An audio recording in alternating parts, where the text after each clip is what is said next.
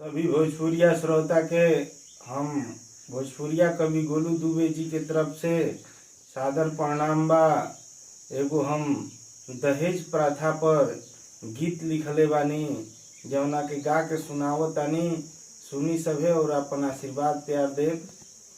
ये है कैसा कलंकी समाज रे, ये है कैसा कलंकी समाज रे, भगवन तू ही बचा ले मेरी लाज रे, भगवन तू ही बचा ले मेरी लाज रे।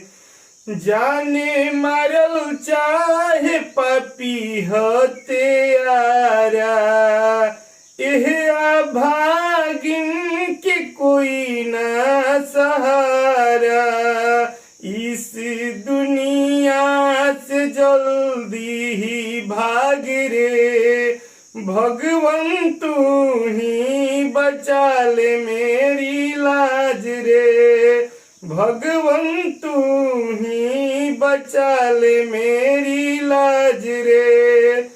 सास ननद घर में बनली कसाई, देली दहेज के कारण भगाई, साथ छोड़ देलन भाई माई बाप रे, साथ छोड़ देलन भाई माई बाप रे, भगवन तू ही बचा ले मेरी लाज रे।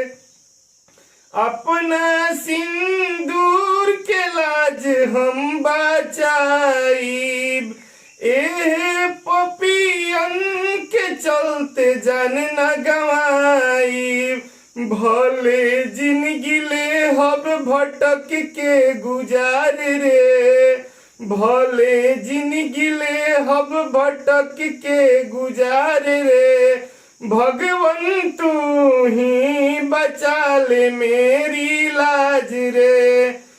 कबले मीठी दहेज के रसम, मिलके करी जय करा के खत्म, ई दहेज के दिहल हटावे रे, भगवन तू ही बचा ले मेरी लाज रे, भगवन तू ही बचा ले मेरी लाज रे।